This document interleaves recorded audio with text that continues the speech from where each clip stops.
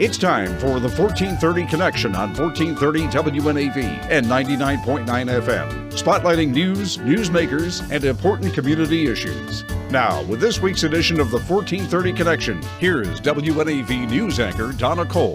Welcome to the 1430 Connection. I'm Donna Cole. In the studio with me once again, I welcome back Taylor Pyles. He's the founder of the Crownsville-based Blue Ribbon Project. Thanks for joining me today. Thanks for having me today, Donna. So not only is he the founder of this nonprofit, which is doing really incredible work, he's also a detective with the Annapolis Police Department. He's assigned in the criminal investigative section. On his website for Blue Ribbon Project, you'll find this little bio. When not working, you'll find him spending time with his family and out enjoying the countryside on two wheels. He's an avid motorcyclist, yes? That's correct. The Blue Ribbon Project, it encompasses a lot within it. The focus, though, of the organization is the welfare of a group that is quite often and unfortunately overlooked by many, and that's those in foster care. That's correct, yes. And the reason you started this organization is because you have some experience with that. Yes. Can you tell our listeners your story growing up? So growing up here in Anne Arundel County, and I'm fairly open about it, won't go into all the details, but I was a victim of physical abuse as a child. My mother had suffered some mental health problems that got rather serious. At the age of 7, I was almost 8 years old, entered foster care, remained in foster care until the age of 18. At the age of 18, you have what's called aging out. So I aged out of foster care at the age of 18, right here in Anne Arundel County. It was that personal experience that led to a lot of what the Blue Ribbon Project, why it was founded and what it became. Over the years, just growing up in foster care, I kind of put that experience behind me for a number of years. And then towards the... But you can't really. No. You tried to put it behind you. Yes, okay. Exactly, yes. Trauma affects people in different ways and things like that.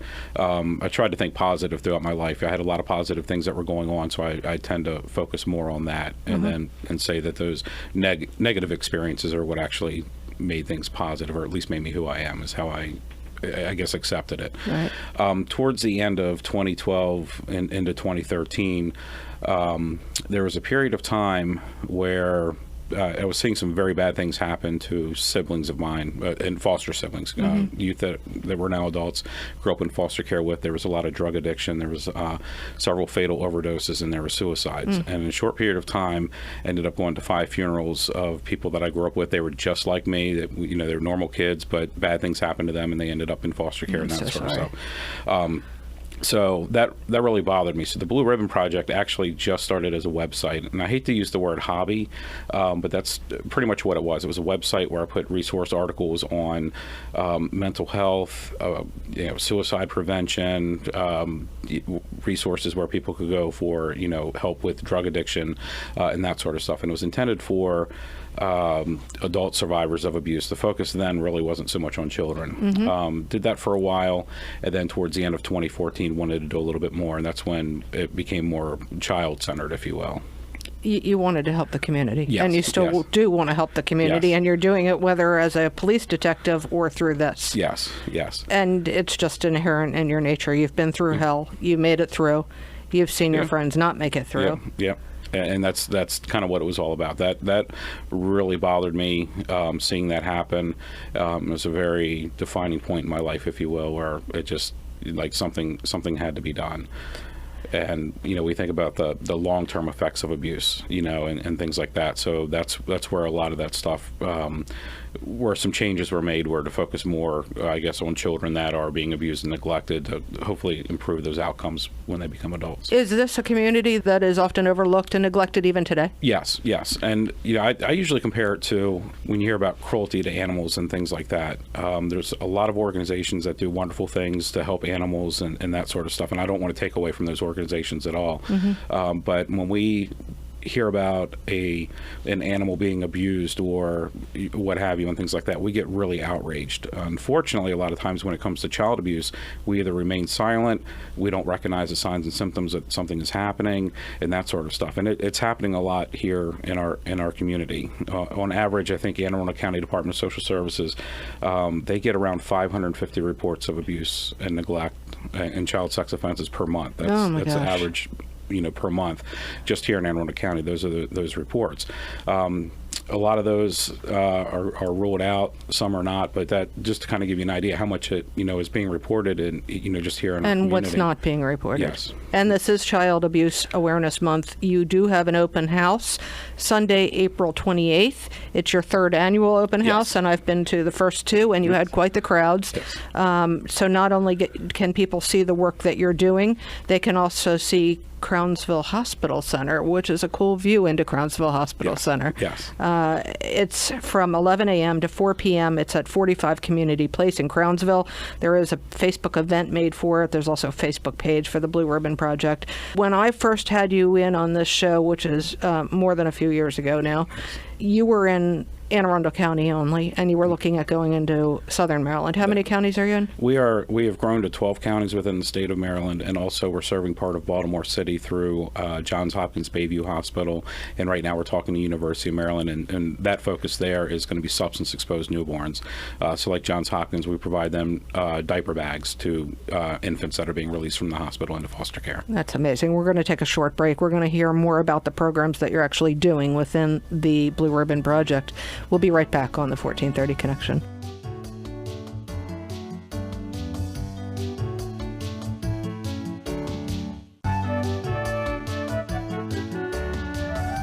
Welcome back to the 1430 Connection. I'm Donna Cole. In the studio with me today is Taylor Pyles. He's founder of the Crownsville-based Blue Ribbon Project, dedicated to the welfare of foster kids and adults. And they have many programs within the Blue Ribbon Project, starting with Backpacks of Love. Yep. That's one of my favorite programs, and that's kind of what made it all happen. Towards the end of 2014, I wanted to do a little bit more with the Blue Ribbon Project. And one of the things that I was seeing as a police detective in working with child victims and things like that is if they go into foster care, they typically don't have anything. And that was my personal experience. When I entered foster care, I was in elementary school. I went to Central Elementary, got called into the office, and there was the police and social services. And so what I wore to school that day is how I entered foster care. You had no toys, you had no electronics, you had no toothbrush. Nope. Couldn't go home to get those things. And that's often the case. So you have to remember that these children, they're victims of neglect or physical abuse or child sex offenses, and when a decision's made that they have to be removed from a home, it happens very quickly. A lot of people are familiar with the trash bags and scooping up some belongings and put them into trash bags and things like that. I wanted to change that, so that's where Backpacks of Love came about. And when I refer to Backpacks of Love, there are backpacks that contain emergency essentials, a couple of changes of clothing, toothbrush, toothpaste, pajamas. We have a toy, a book in there. We have custom-made quilts that go into each backpack, and everything in a backpack is new. So it's incredible to see the reaction of the kids when they get these backpacks, seeing those new items. I always say it's like Christmas times 10.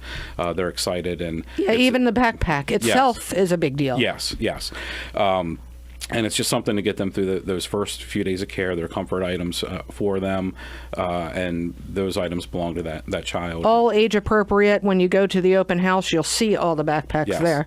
Yes. We cover from newborns up to 17 years of age, both boys and girls. And the way the process works is social services, they'll contact us directly. They say, we've got a 5-year-old girl and her 9-year-old brother that are going into care. So I grab a backpack for a 5-year-old girl and a 9-year-old boy, and I run them right out to them. So it's before they enter the foster home, so they have everything that they need as they're going. And how many people do you have out there delivering these backpacks? We have what's called our leadership team. There's a core group of volunteers. There's about 35 of us, and whoever's available can run them out. We're running all over the state too. We have assistants in other counties, depending on which county we're in and how that works. We'll have help with Department of Social Services and also partnerships through law enforcement, local agencies that will deliver the backpacks. So needs from the community in this regard are people to stuff the backpacks, people to purchase items for the backpacks, people to purchase backpacks. There's so many different ways you can do this. Again, the website is what? It's blueribbonproject.org. So that's one program. You have something called Foster Link? Foster Link, yep. And it's an online community where it's where a lot of those resource articles ended up. It's where foster youth can go if they want to get advice on how to change a tire, how to cook an egg, things like that. It's kind of just an online community of foster youth and various professionals. The how-tos. Yes. Job Connect. One of the things that we see with foster youth is oftentimes they're relatively busy with they're typical teenagers, so they have sports, they have things that they're doing, hanging out with their friends, but they also may have visitation with family members. They might be in therapy, that sort of stuff. So we find local employers that if we have a foster youth that can only work on Thursday evenings for a few hours, we'll help line them up with a job and help them gain employment. And that's a major thing. 1, their own money. 2, self-esteem. And 3, friends outside their normal circle. Yes. Foster friends. Foster friends, there's a couple aspects to that, and the way that works is if you have a youth that's in foster care, the state does have funding for some outside activity. So let's say you have a foster youth that wants to play a sport, and as most parents know, when you have a child that plays a sport, it gets very expensive between fees and purchasing equipment and that sort of stuff. Sometimes the state has money available to help them out, sometimes they don't. So what the state is unable to pay for, we will have a fundraiser and we'll pick up the cost for that. So we'll help youth get onto a lacrosse team if they want to do that.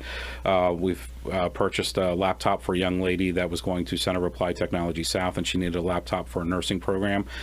We bought her a laptop and that sort of stuff. We helped several youth get their driver's license, put them through driving school and that sort of thing. And also part of that program, we have a variety of events for foster youth. It might be bowling events, sporting events, that sort of stuff. We don't publicize those a whole lot. So they have their own community. They can talk about the issue. Yes. That's pretty cool. Yep. Needs from the community on that. What do you? For that one, it's mostly financial support. Okay. Purchasing that laptop or that lacrosse gear and things like that do cost money. Speak up, speak out. That is one of my favorite programs, and what I was seeing through my police investigations and things like that is when we talk about recognizing child abuse and recognizing those signs and symptoms, when a report is made of child abuse, typically what's happening is it had been occurring for a long period of time. Just people weren't seeing the signs. So that's a training program that I've put together to teach various professionals and also those in the community what to look out for, and then what to do when you see the signs of abuse and that sort of stuff. And I also touch on those long-term effects of abuse as well. So police officers, school personnel. Yep. I have a class coming up at Anne Arundel Medical Center. I'll be teaching staff there. That's in early May. Unfortunately, that class is booked full right now, but we'll be adding more. But it's police. There's firefighters, there are teachers in there, a lot of daycare providers, things like that. Do you ever sleep? I try. All right, we're going to take another short break. We will be right back with Taylor Pyles from the Blue Ribbon Project on the 1430 Connection.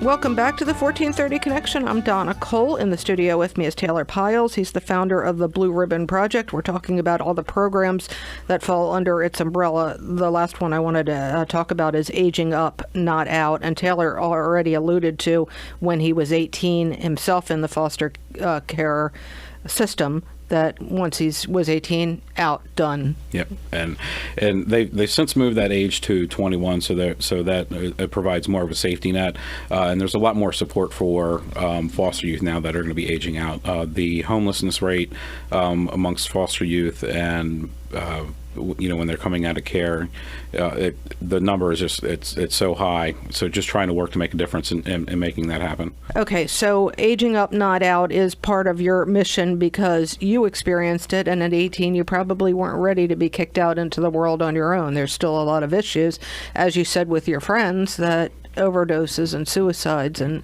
Yes.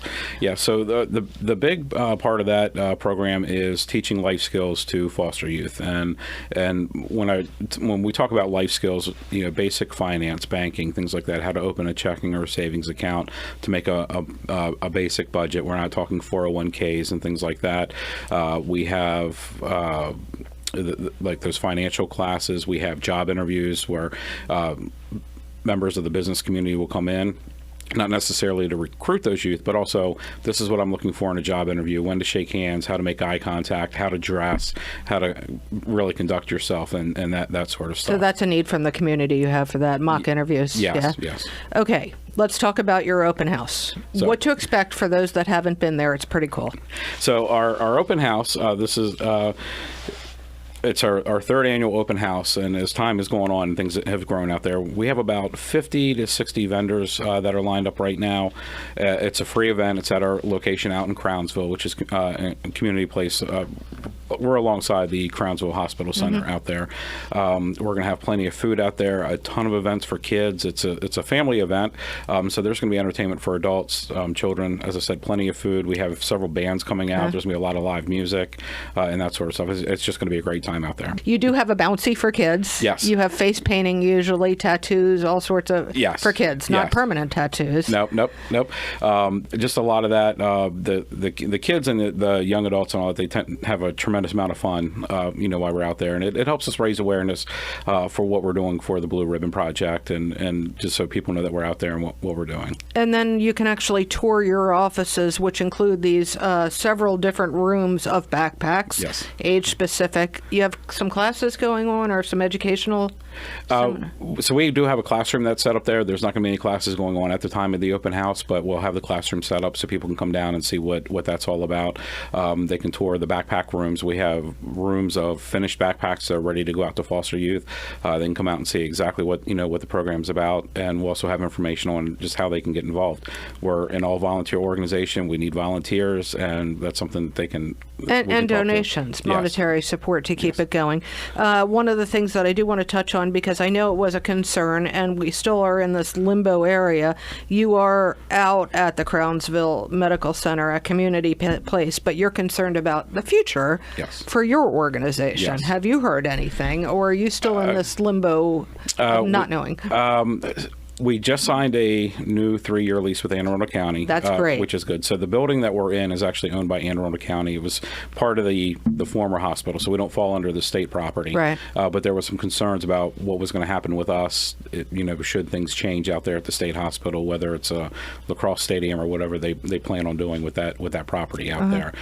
So I hope we're safe for the next 3 years. It is a struggle being a nonprofit in Anne Arundel County at times, especially with the amount of space that we need. Those backpacks take up a lot of room. Do you need more space? We do. If anyone's listening out there and has an idea, they can reach you through the website, which is again what? It's blueribbonproject.org. And on Facebook, it's the Blue Ribbon Project. Also, remember there's an event set up on Facebook for the open house. I know Facebook events usually give you some reminders, which is always good for me. Yes. We're busy. This month, why do you do this in April? The month of April is Child Abuse Awareness Month. So it's a great time. It's a great time of year for us just to continue to raise awareness that these children, they do need our help. Do you have the kids come back to you and say, let me help? Yes. We have a lot of youth that do come back, and now that we've been doing it for several years, it's kind of interesting to hear some of the stories because I can go to one event and sometimes I don't even remember delivering the backpacks to those particular kids, but they'll come up and say, "Hey, I got a backpack from you." When we went into care, and it's kind of now that it's been going on for a while, it's interesting to see that happen. And those of you that can't see Taylor, he's got a smile, a grin on his face. It must give you some huge sense of satisfaction knowing that you're giving back, especially in this area that you went through yourself. It is. And one thing I wasn't expecting was the reaction a lot of these kids have. It really wasn't, the Blue Ribbon Project really wasn't initially intended to be all that it's become. It was a couple backpacks for kids in Anne Arundel County, and that was it. And then when I delivered the backpacks and seeing their reaction over, I don't mean to say silly things, but things like socks or a toy or a quilt or something like that, their reaction it's just phenomenal to see that. And that's, and when you see that, you realize that all that hard work is worth it. Taylor, thank you so much for doing what you do. Thank you. This is Donna Cole on the 1430 Connection. We will see you next week.